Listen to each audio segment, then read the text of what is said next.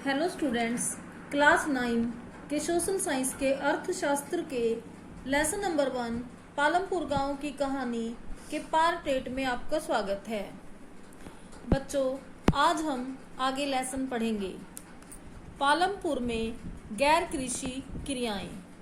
हमने देखा कि पालमपुर में खेती ही प्रमुख उत्पादन क्रिया है।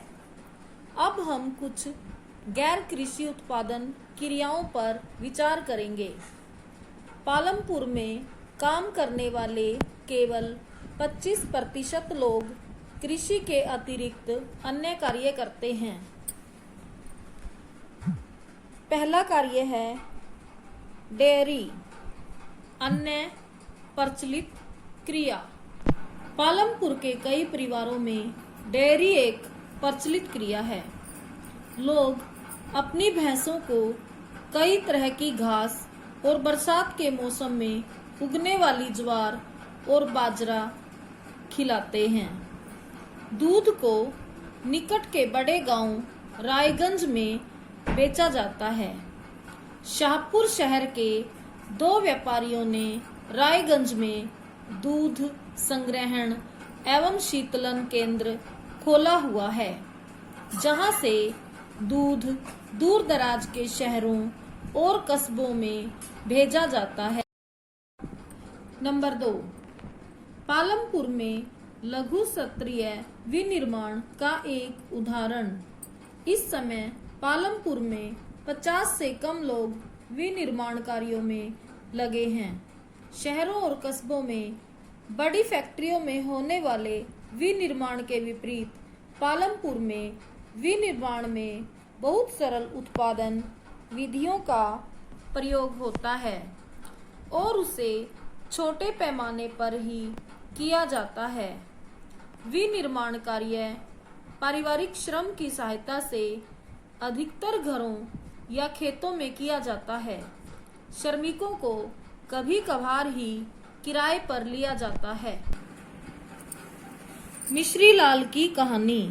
मिश्री लाल ने गन्ना पेरने वाली एक मशीन खरीदी है जो बिजली से चलती है और उसे अपने खेत में लगाया है।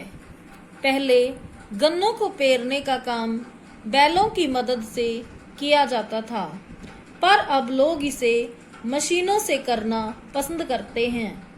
मिश्री लाल दूसरे किसानों से भी गन्ना खरीदकर उससे गुड़ बनाता है। गुड़ को फिर शाहपुर के व्यापारियों को बेचा जाता है। इस प्रक्रिया में मिश्री लाल थोड़ा लाभ कमा लेता है। नंबर 3, पालमपुर में दुकानदार। पालमपुर में ज्यादा लोग व्यापार नहीं करते। पालमपुर के व्यापारी वे दुकानदार हैं जो शहरों के थोक बाजारों से कई प्रकार की वस्तुएं खरीदते हैं और उन्हें गांव में लाकर बेचते हैं। आप देखेंगे कि गांव में छोटे जनरल स्टोरों में चावल, गेहूं, चाय, तेल, बिस्कुट, साबुन, टूथपेस्ट, बैटरी, मोमबत्तियां, कॉपियां, पेन, पेंसिल, यहाँ तक कि कुछ कपड़े भी बिकते हैं। कुछ परिवारों ने जिनके घर बस स्टैंड के निकट हैं, अपने घर के एक भाग में छोटी दुकान खोल ली है। वे खाने की चीजें बेचते हैं।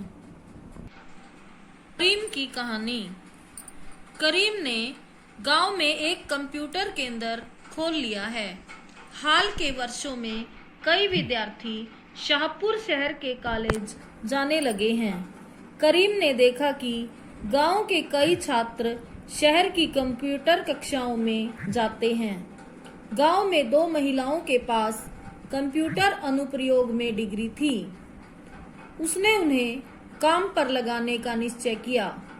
उसने कंप्यूटर खरीदे और अपने घर में बाजार की ओर खुले बाहर के कमरे में कक्षाएं प्रारंभ की। हाई स्कूल के छात्रों ने पर्याप्त संख्या में इन कक्षाओं में आना प्रारंभ कर दिया है। नंबर 4, परिवहन। तेजी से विकसित होता एक अक्षेत्रक। पालमपुर और रायगंज के बीच सड़क पर कई प्रकार के वाहन चलते हैं। रिक्शा वाले, तांगे वाले, जीप, ट्रैक्टर, ट्रक ड्राइवर तथा परंपरागत बैलगाड़ी और दूसरी गाड़ियां चलाने वाले वे लोग हैं जो परिवहन सेवाओं में शामिल हैं।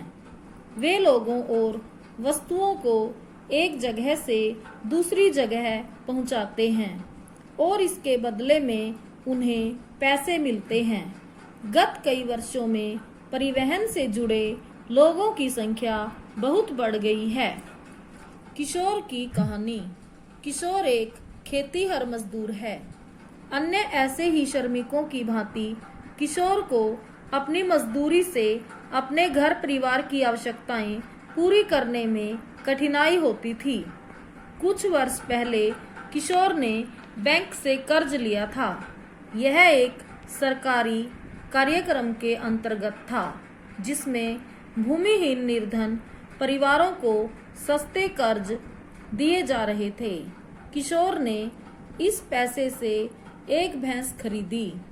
अब वह भैंस का दूध बेचता है।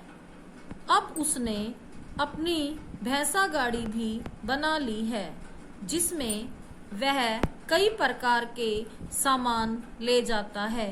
सप्ताह में एक दिन वह गंगा के किनारे से कुम्हार के लिए मिट्टी लेकर आता है या कभी कभी वह गुड़ अथवा अन्य वस्तुओं को लेकर शाहपुर जाता है। हर एक महीने उसे परिवहन संबंधित कोई न कोई काम मिल जाता है। परिणाम स्वरूप किशोर पिछले वर्षों की तुलना में अब अधिक कमाने लगा है। अब हम पालमपुर गांव की कहानी पाठ का सारांश पढ़ेंगे। गांव में खेती मुख्य उत्पादन क्रिया है। पिछले वर्षों में खेती की विधियों में कई महत्वपूर्ण परिवर्तन हुए हैं। इनकी वजह से किसान उतनी ही भूमि से अधिक फसल पैदा करने लगे हैं। यह एक महत्वपूर्ण उपलब्धि है क्योंकि भूमि स्थायी तथा दुर्लभ है। उत्पादन को बढ़ाने के लिए भूमि और अन्य प्राकृतिक संसाधनों पर बहुत अधिक दबाव पड़ा है। खेती की नई विधियों में कम भूमि परंतु अधिक पूंजी की जरूरत पड़ती है। मझोले और बड़े किसान अपने उत्पादन से हुई बचत से अगले मौसम के लिए पूंजी की व्यवस्था कर लेते हैं। दूसरी ओर छोटे किसानों के लिए, जो भारत में किसानों की कुल संख्या का 80% भाग है, भूमि की व्यवस्था करना बहुत कठिन है। उनके भूखंड का आकार छोटा होने के कारण उनका उत्पादन पर्याप्त नहीं होता। अतिरिक्त साधनों की कमी के कारण वे अपनी बचत से पूंजी नहीं निकाल पाते, अतः उन्हें कर्ज लेना पड़ता है। कर्ज के अतिरिक्त कई छोटे किसानों को अपने व अपने परिवार के भरण पोषण के लिए खेतीहर मजदूरों के रूप में अतिरिक्त काम करना पड़ता है। श्रम पूर्ति उत्पादन के अन्य कारकों की तुलना में सबसे अधिक प्रचुर है, अतः नई विधियों में श्रम का अधिक प्रयोग करना आदर्श होता। दुर्भाग्यवश ऐसा नहीं हुआ। खेती में श्रमिकों का उपयोग सीमित है। अवसरों की तलाश में श्रमिक आस पड़ोस के गांव, शहरों तथा कस्बों में जा रहे हैं। कुछ श्रमिकों ने गांव में ही गैर कृषि क्षेत्र में काम करना प्रारंभ कर दिया है। इस समय गांव में गैर कृषि क्षेत्र बहुत बड़ा नहीं है। भारत में ग्रामीण क्षेत्र के 100 कामगारों में से केवल 24 ही गैर कृषि कार्यों में लगे हैं। यद्यपि गांव में अनेक प्रकार के गैर कृषि कार्य होते हैं। हमने केवल कुछ ही उदाहरण देखे हैं। प्रत्येक कार्य में नियुक्त लोगों की संख्या बहुत ही कम है। हम चाहेंगे कि भविष्य में गांव में गैर कृषि उत्पादन क्रियाओं में भी वृद्धि हो। खेती के विपरीत गैर कृषि कार्यों में कम भूमि की आवश्यकता होती है। लोग कम पूंजी से भी गैर कृषि कार्य प्रारंभ कर सकते हैं। इस पूंजी को प्राप्त कैसे किया जाता है? या तो अपनी ही बचत का प्रयोग किया जाता है या फिर कर्ज लिया जाता है। आवश्यकता है कि कर्ज ब्याज की कम दर पर उपलब्ध हो ताकि बिना बचत वाले लोग भी गैर कृषि कार्य शुरू कर सकें। गैर कृषि कार्यों के प्रसार के लिए यह भी आवश्यक है कि ऐसे बाजार हों जहां वस्तुएं और सेवाएं बेची जा सकें।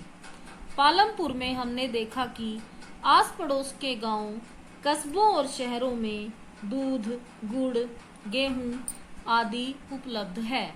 जैसे जैसे ज्यादा गांव, कस्बों और शहरों से अच्छी सड़कों, परिवहन और टेलीफोन से जुड़ेंगे, भविष्य में गांव में गैर कृषि उत्पादन क्रियाओं के अवसर बढ़ेंगे।